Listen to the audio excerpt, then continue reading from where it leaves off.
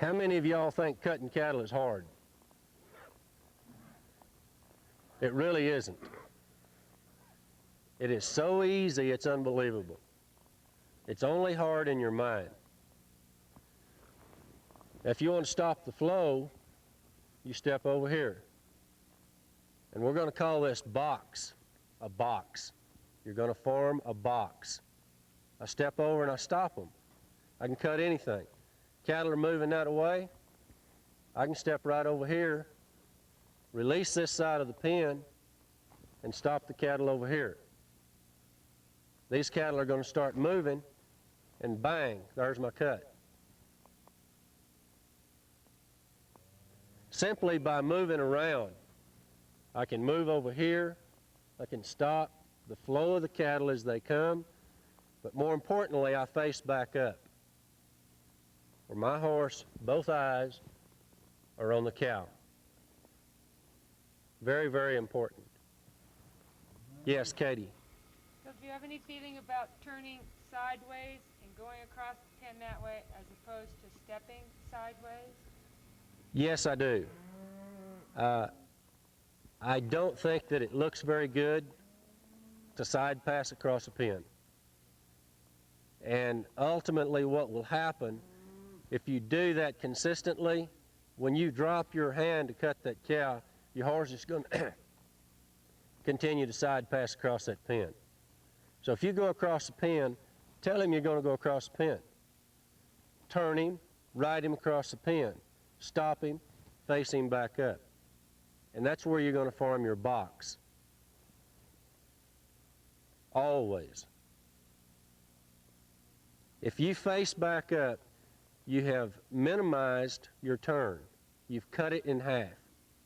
A horse can move from this point to here a lot quicker than he can move from here to here. He can do it quicker, he can do it smoother, and smoother by, if he comes from 180 degrees, from here to here, he's liable to scare this cow and hit her right in the butt when he does it. I'll show you the difference. I'm going to make a good cut first. Hopefully.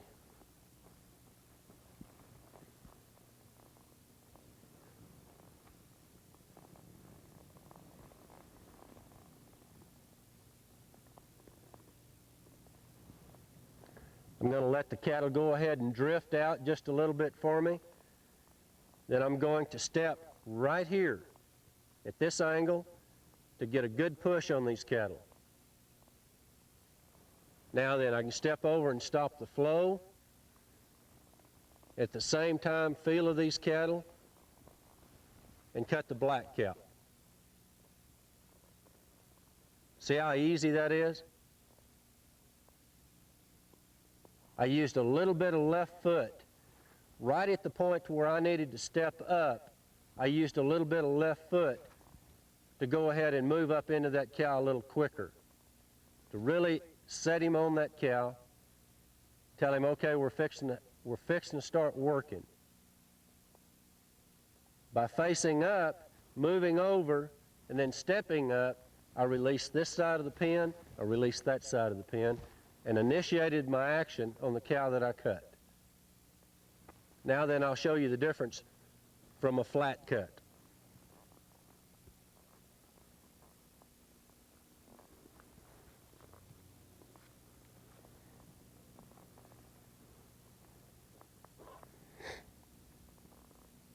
Again, I'm going to hesitate. I'm going to step up.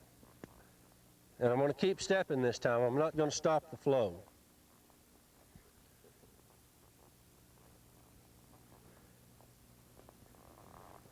Now I'm going to get flat.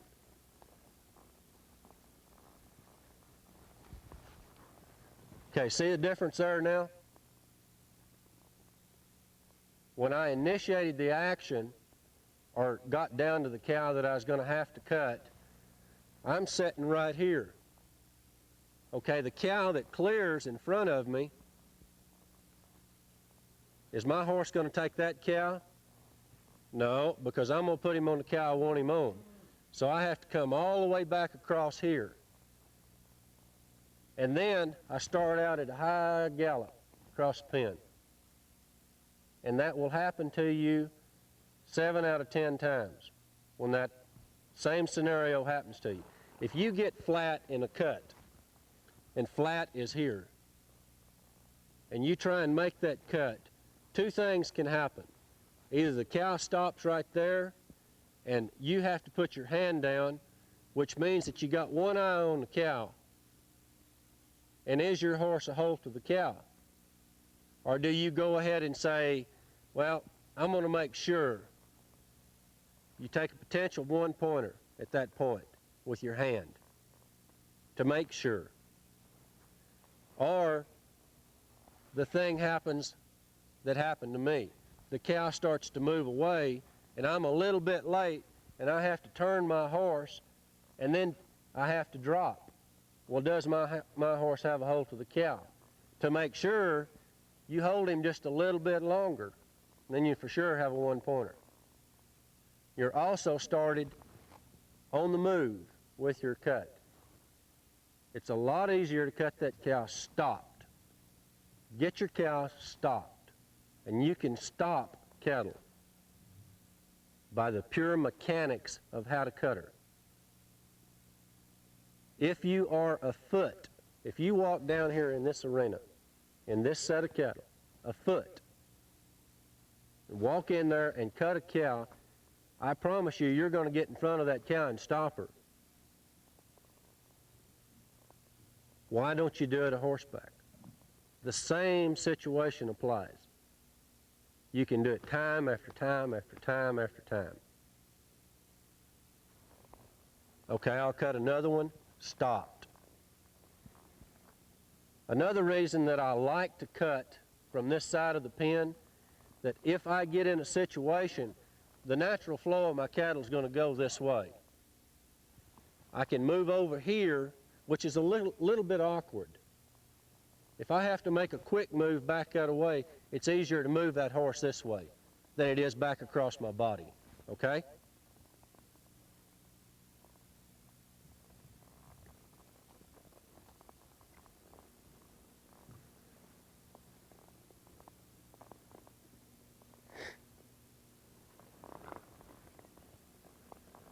I step up again.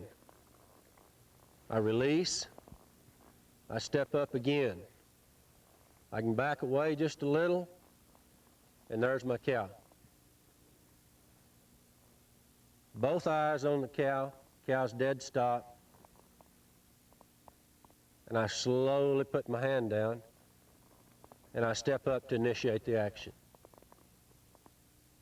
I use a little bit of foot, doesn't matter which foot, but I use it to go ahead and step up. I do not sit there and wait for the turnback people to come move that cow. I do it myself. I initiate the action. I'm enforcing the action on my horse. I'm forcing him to take a hold to the cow, and in turn, the cow to take a hold to him. Now, if I'm sitting here flat-footed, hand down, hand on the horn, and I'm waiting for the turnback man to come move that cow, well, if he rides up, is the cow going to look at him, or is the cow going to look at me? Chances are the cow's going to look at him, because he's the man that's moving in on her. So you take the chance of your horse having a false move, and the cow not taking a hold to you. I want the cow to take a hold to me. So I'm going to step up and initiate the action. Now then, when the cattle get bad, which they do on the weekend level, especially in the novice classes, you can approach the herd in a different manner. If they're really bad, you can ride straight in the middle of them. See what's going to happen here? I'm going to get cattle coming from both sides. I will never step into those cattle. I can just back up, turn, and I'm already out into a good working position here. And this will work for you time after time after time. I'm going to step over, use a little right leg, step over, and then face up. Whichever cow, doesn't matter. A little more right leg, and drop.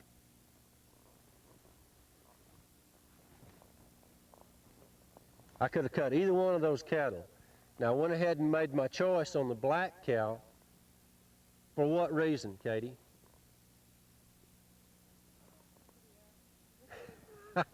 Okay, Joyce. Okay. I made the decision on the black cow instead of the gray cow for the very simple fact is I could have cut either one of them. But if I had committed to the gray cow, I still have to deal with the black cow being in traffic. So I know that the gray cow is going to go ahead and move off. The direction of both of the cattle are moving this way. So to get the gray cow cut, this black cow has to turn and come back. She's not in a real good spot to do that. The gray cow is in a better spot to move off. So I cut the black cow because it's easier to get her cut and the other cow to clear.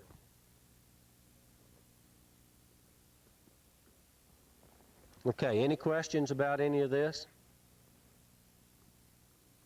It is a simple procedure to follow, and it can be followed time after time. Very easily done. Uh-huh.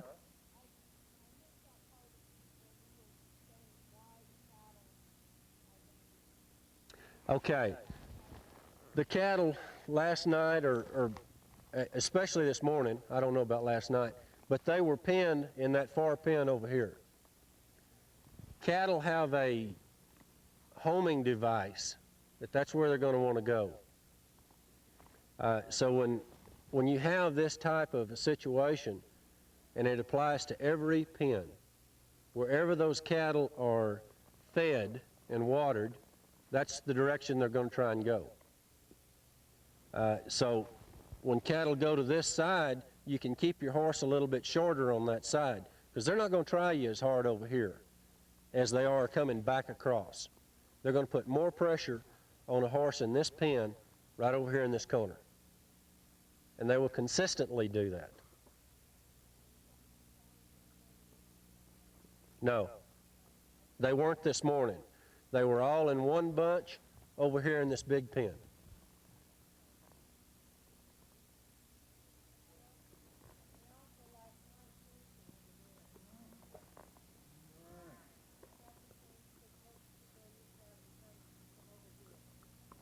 Okay.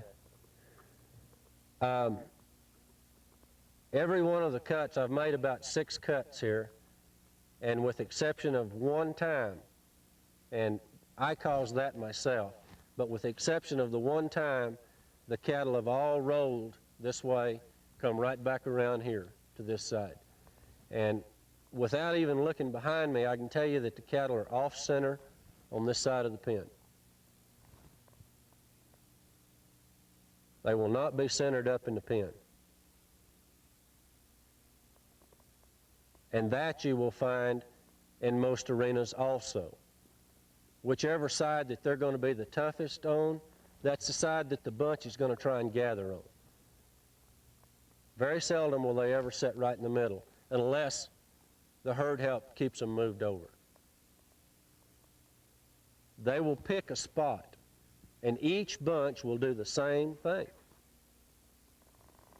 In that regard, they're a whole lot like sheep. They'll ball up in a particular spot in the pen. Very seldom will you see cattle go to the middle of the pen and stay there. Okay, any questions about anything that we've covered so far? Very good. Okay, we'll go with Mel.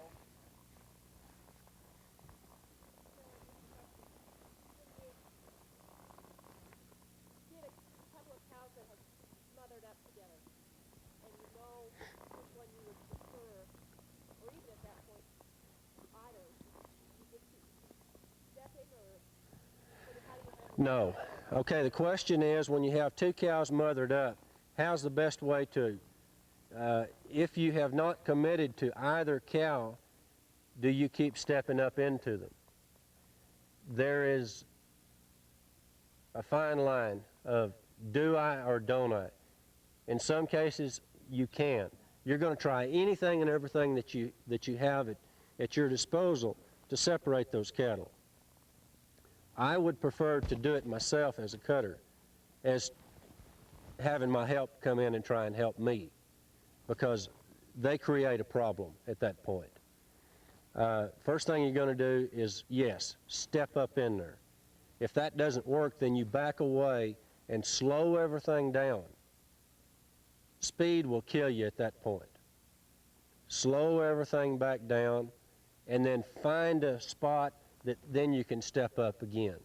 But you give a little, then you take a little. Give a little, take a little. And you keep playing with that and keep it as smooth as possible. The worst thing that you can do is panic and really get fast and really try to go to forcing that, because then you've got them just running back and forth, and at the same time you've confused your horse. Keep your horse collected, keep him slow, and read the situation. Figure out where you can step into that cow and get them separated, either one of them. The same thing if you've already committed, the same thing applies. I might be able to try and show you that same thing.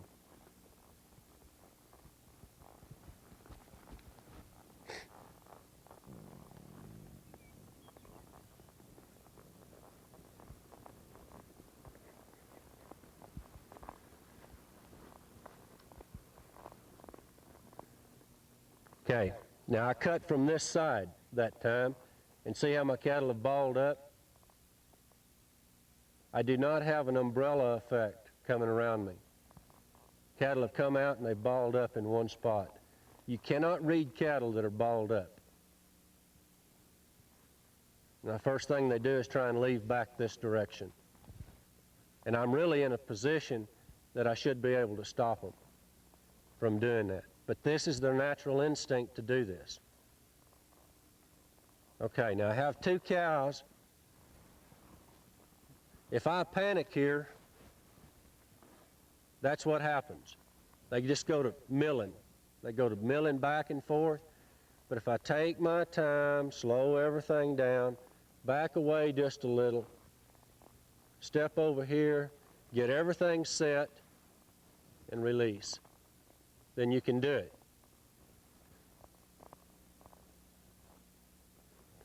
But back away, slow it down, give them a little bit of air. It's okay.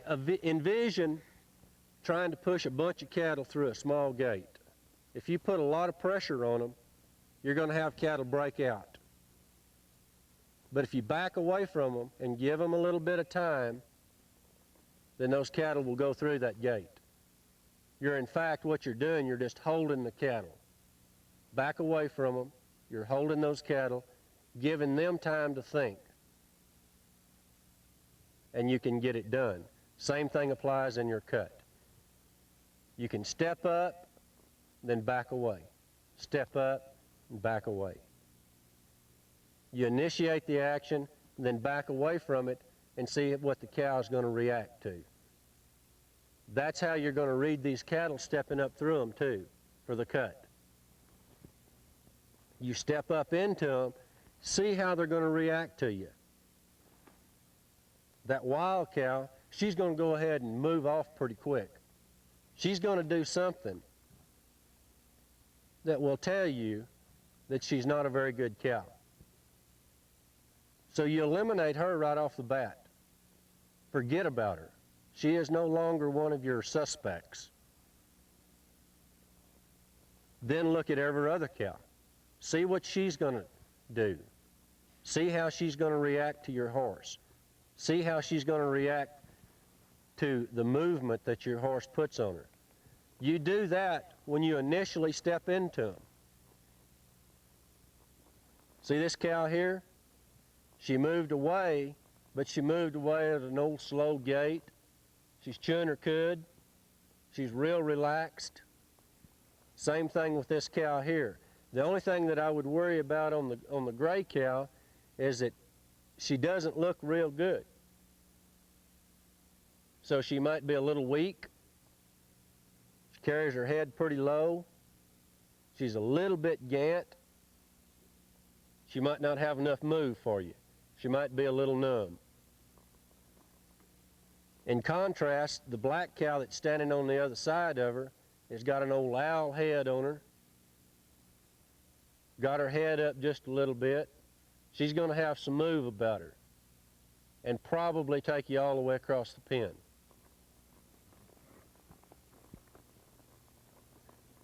Step into them. You see how they're going to react to you. You can back away, and I can feel this old owl-headed cow right here. What's she going to do? She didn't have much push to her. Chances are she's going to run right smack dab over you. She never would move out away from me.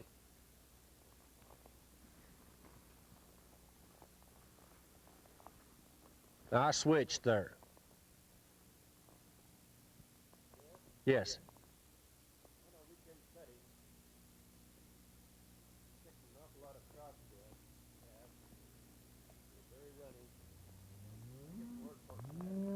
And what?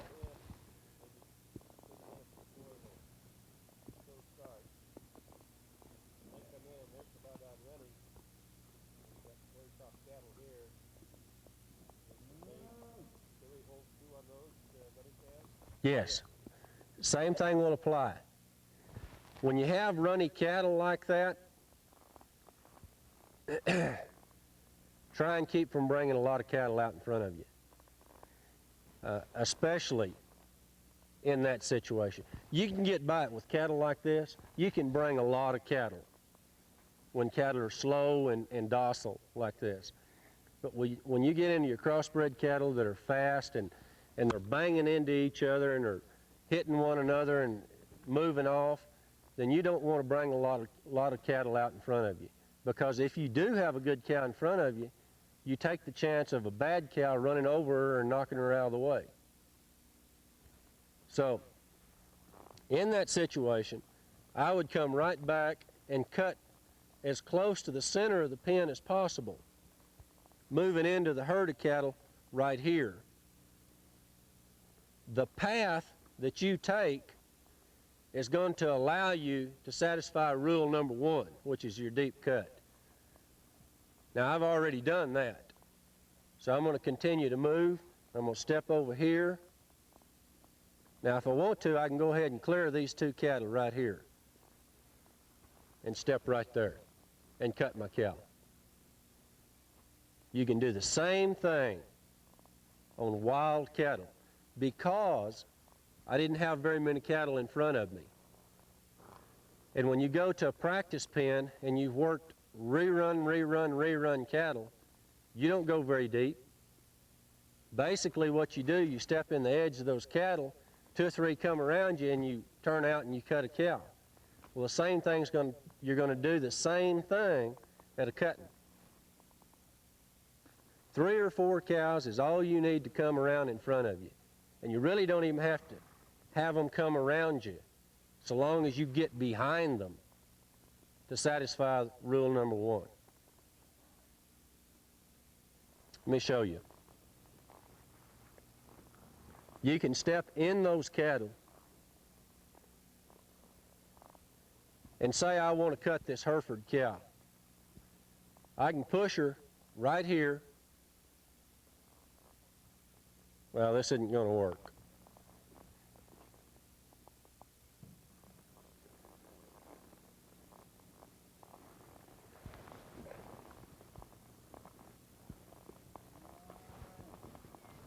Just didn't work. Let me see if I can do it this way. You'd have stepped on down and tried to stop both of them. Okay, I can satisfy rule 1 right here. Step right on up through and cut my black cow.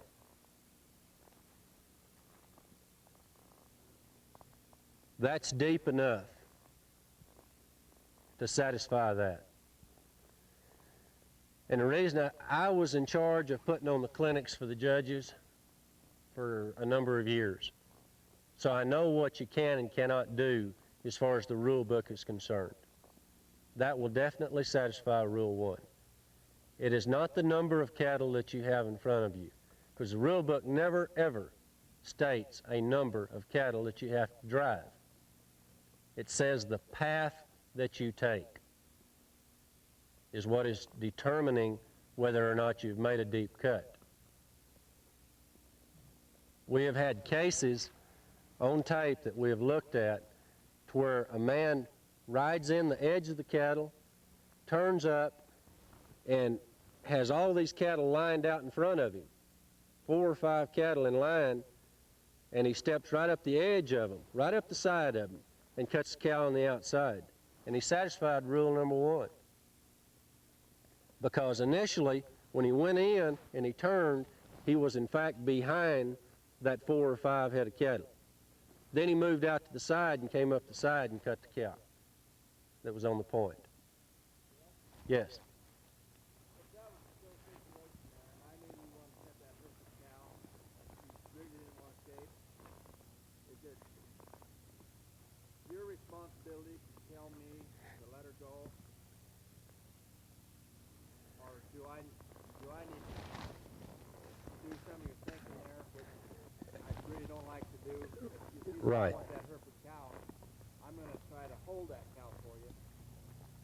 But on the other hand, maybe you've decided, heck with it. You know. Okay, now did everyone hear the question? Okay. What I'm going to do, it's my responsibility to tell my herd help what I want him to do. If I'm stepping up through here and in that situation, I wanted to cut that Hereford cow. Well, first off, I was out of position to have cut her to begin with. But my choices were limited at that point.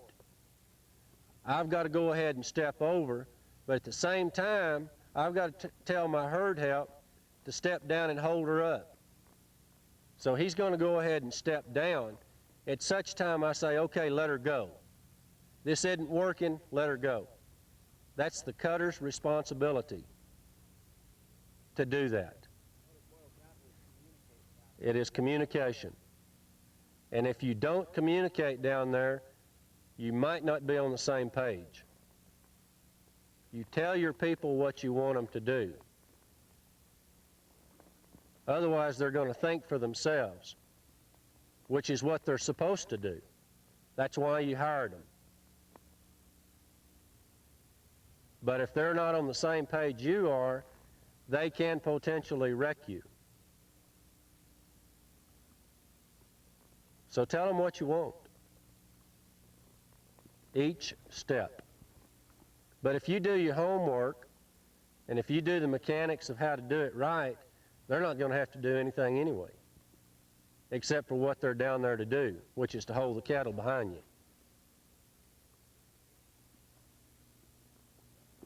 Okay, any other questions on how to cut a cow? Any other situation you'd like to see? Yes?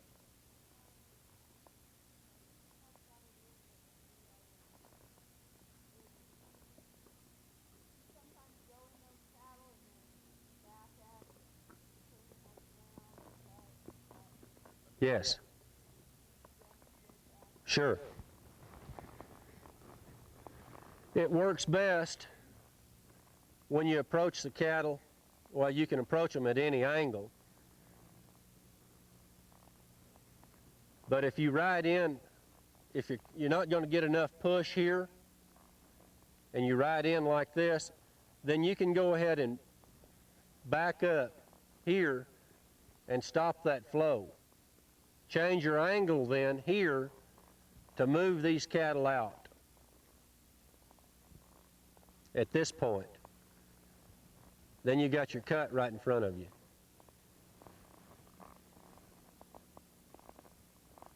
And that works as slick as anything else does. I really like to step back and change that angle. I think it works real good with a communication between you and your horse.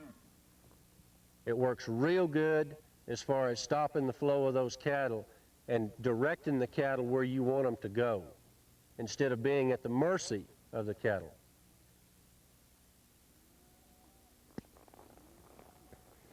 It can work from this side too. If you want to go deep, that's fine to do. But when you go deep, you lose a little bit of your angle, unless you're real aggressive right here and step in this direction. Now then, you can step back over here, reroute everything, and now change your angle again, move over, you got her. Everything that you do in a set of cattle is geared to position the cow that you want to cut.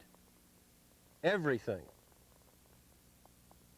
Everything else is geared to stepping up, stopping, moving over, stepping up, stopping, moving over. You have the bridle reins. You are in charge of what goes on in this set of cattle. Very easy to do. Now, if you step up in here and stop, and you're sitting here with your hand like this, and you're dead still, and cattle are coming by one way or the other or both ways, you're in a bind because you've lost all of your momentum. Every bit of it. Then you get to going, which cow, which cow? Then your horse is confused, you're confused, and the cattle are really confused. So again, you can do anything with cattle that you wish to do. Sometimes it's a little harder, depending upon the cattle. But you can still do it with the same type of mechanics. You're going to hesitate. Let these cattle get through with all their pushing and banging. Let them slow down just a little bit. Then you start your approach up into them. You want to stop the flow. You move up, you back around. You want to continue the flow, release this side of the pen to the cattle. Let them start around you. Then you can step up into them. What you've done, you've eliminated 4. I've ridden by 5, eliminated another one. Now I've got my cut.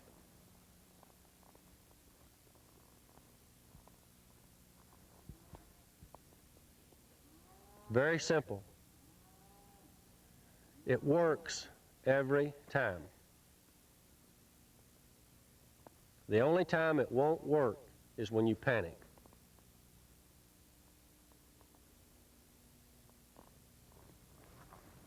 If you scuba dive